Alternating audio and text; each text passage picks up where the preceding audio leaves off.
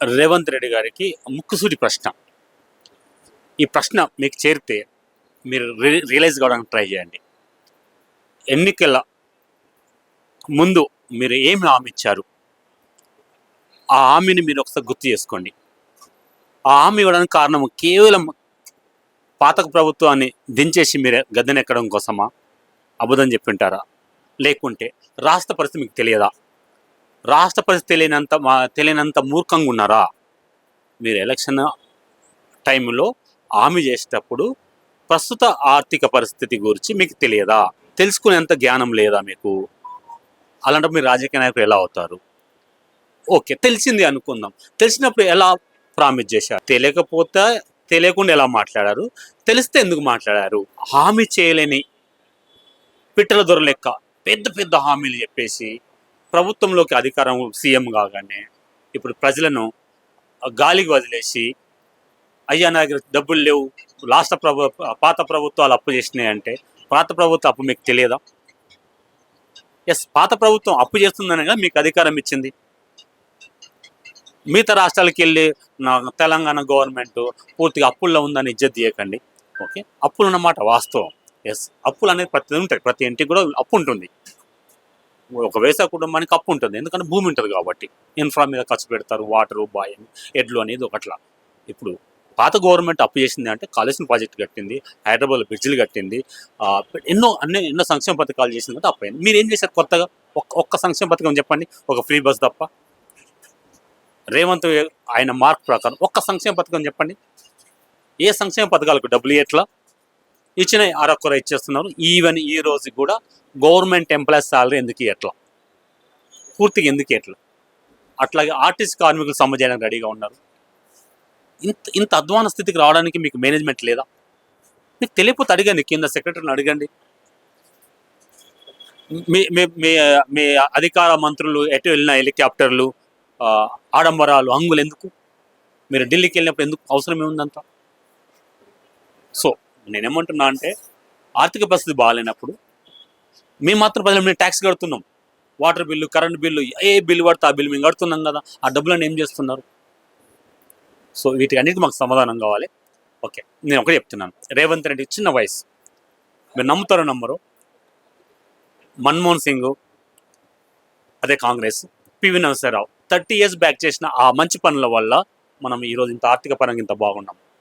మీరు కూడా ఆల్రెడీ చిన్న వయసులో ముఖ్యమంత్రి అయ్యారు. మీకు నెక్స్ట్ టైం గెలుస్తామా గెలవా అని పక్కకు పెట్టండి. సింపుల్.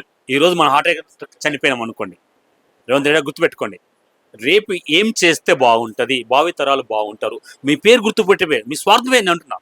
రేవంత్ రెడ్డి అంటే ఒక 100 సంవత్సరాలు, ఒక 200 సంవత్సరాలు తెలుగు రాష్ట్రం ఉన్నంత వరకు మీరు చరిత్రలో నిలిపోయి ఒక మంచి పని చేయండి. ప్రజలను మీరు వినతి పత్రాలు పెట్టారు కదా, అక్కడ మీరు ఏం చేయాలో అడగండి, ప్రజల్లోకి రండి. మీరు ప్రతిపక్షంలో ఉన్నప్పుడు ఎలా ఉన్నారో అలా రండి. నిజంగా అవసరమా హైడ్రా? బెంబెలెత్తిస్తున్నారు కదా. పల్లెల్లో జర్నీ చేయండి. నిజంగా రైతు బంధు ఎవరికి వస్తుంది? ప్రభుత్వ ఉద్యోగులు సాటిస్ఫైగా ఉన్నారా? వాళ్ళ జీతాలు ఎందుకు ఇవ్వట్లేదు? కనీసం వాళ్ళ జీతం వాళ్ళకి జీతాలు ఇవ్వకపోతే వాళ్ళ అవసరం మీకు తగులుతుందా? ఇన్ని సమస్యలు మీకున్నాయి.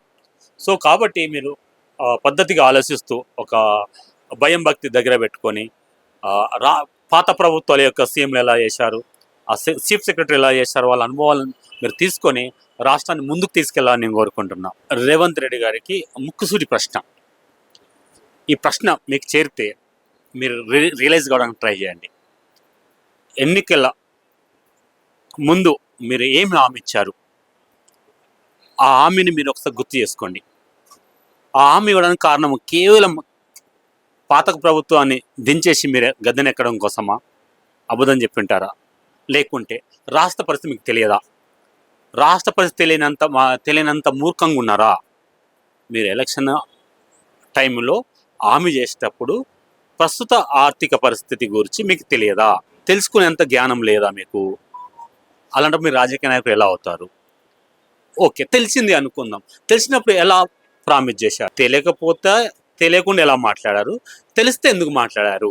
హామీ చేయలేని పిట్టల దొర లెక్క పెద్ద పెద్ద హామీలు చెప్పేసి ప్రభుత్వంలోకి అధికారం సీఎం కాగానే ఇప్పుడు ప్రజలను గాలికి వదిలేసి, అయ్యా నా దగ్గర డబ్బులు లేవు, లాస్ట్ పాత ప్రభుత్వాలు అప్పు చేసినాయి అంటే పాత ప్రభుత్వం అప్పు మీకు తెలియదా?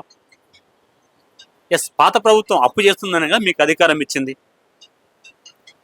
మిగతా రాష్ట్రాలకు వెళ్ళి నా తెలంగాణ గవర్నమెంట్ పూర్తిగా అప్పుల్లో ఉందని ఇజ్జత్ చేయకండి. ఓకే, అప్పులు అన్నమాట వాస్తవం. ఎస్, అప్పులు అనేది ప్రతి ఉంటాయి, ప్రతి ఇంటికి కూడా అప్పు ఉంటుంది. ఒక వ్యవసాయ కుటుంబానికి అప్పు ఉంటుంది, ఎందుకంటే భూమి ఉంటుంది కాబట్టి. ఇన్ఫ్రా మీద ఖర్చు పెడతారు, వాటరు, బాయ్, ఎడ్లు అనేది ఒకట్లా. ఇప్పుడు పాత గవర్నమెంట్ అప్పు చేసింది అంటే కాళేశ్వరం ప్రాజెక్ట్ కట్టింది, హైదరాబాద్లో బ్రిడ్జిలు కట్టింది, ఎన్నో సంక్షేమ పథకాలు చేసింది కదా, అప్పయింది. మీరు ఏం చేశారు కొత్తగా? ఒక్క సంక్షేమ పథకం చెప్పండి, ఒక ఫ్రీ బస్ తప్ప. రేవంత్ ఆయన మార్క్ ప్రకారం ఒక్క సంక్షేమ పథకం చెప్పండి. ఏ సంక్షేమ పథకాలకు డబ్బులు ఎట్లా ఇచ్చిన అరకొర ఇచ్చేస్తున్నారు. ఈవెన్ ఈ రోజు కూడా గవర్నమెంట్ ఎంప్లాయీస్ సాలరీ ఎందుకు ఎట్లా, పూర్తిగా ఎందుకు ఎట్లా? అట్లాగే ఆర్టిస్ట్ కార్మికులు సమ్మె చేయడానికి రెడీగా ఉన్నారు. ఇంత అధ్వాన స్థితికి రావడానికి మీకు మేనేజ్మెంట్ లేదా? మీకు తెలియకపోతే అడగండి, కింద సెక్రటరీని అడగండి. మీ మీ మీ మీ అధికార మంత్రులు ఎటు వెళ్ళిన హెలికాప్టర్లు, ఆడంబరాలు, హంగులు ఎందుకు? మీరు ఢిల్లీకి వెళ్ళినప్పుడు ఎందుకు అవసరం ఏముందంతా? సో నేనేమంటున్నా అంటే, ఆర్థిక పరిస్థితి బాగాలేనప్పుడు మేము మాత్రం ప్రజలు మేము ట్యాక్స్ కడుతున్నాం. వాటర్ బిల్లు, కరెంట్ బిల్లు, ఏ బిల్లు పడితే ఆ బిల్లు మేము కడుతున్నాం కదా. ఆ డబ్బులను ఏం చేస్తున్నారు? సో వీటికి అన్నిటికీ మాకు సమాధానం కావాలి. ఓకే, నేను ఒకటే చెప్తున్నాను, రేవంత్ రెడ్డి చిన్న వయసు, మీరు నమ్ముతారో నమ్మరు, మన్మోహన్ సింగ్, అదే Congress, PV Narasimha Rao 30 years back చేసిన ఆ మంచి పనుల వల్ల మనం ఈరోజు ఇంత ఆర్థిక పరంగా ఇంత బాగున్నాం. మీరు కూడా ఆల్రెడీ చిన్న వయసులో ముఖ్యమంత్రి అయ్యారు. మీకు నెక్స్ట్ టైం గెలుస్తామా గెలవా అని పక్కకు పెట్టండి. సింపుల్. ఈరోజు మన హార్ట్ అటాక్ చనిపోయినాం అనుకోండి, రేవంత్ రెడ్డి గుర్తుపెట్టుకోండి, రేపు ఏం చేస్తే బాగుంటుంది, భావితరాలు బాగుంటారు, మీ పేరు గుర్తుపెట్టే మీ స్వార్థమే అని అంటున్నా. రేవంత్ రెడ్డి అంటే ఒక 100 సంవత్సరాలు, ఒక 200 సంవత్సరాలు తెలుగు రాష్ట్రం ఉన్నంత వరకు మీరు చరిత్రలో నిలిపోయి ఒక మంచి పని చేయండి. ప్రజలను మీరు వినతి పత్రాలు పెట్టారు కదా, అక్కడ మీరు ఏం చేయాలో అడగండి, ప్రజల్లోకి రండి. మీరు ప్రతిపక్షంలో ఉన్నప్పుడు ఎలా ఉన్నారో అలా రండి. నిజంగా అవసరమా హైడ్రా?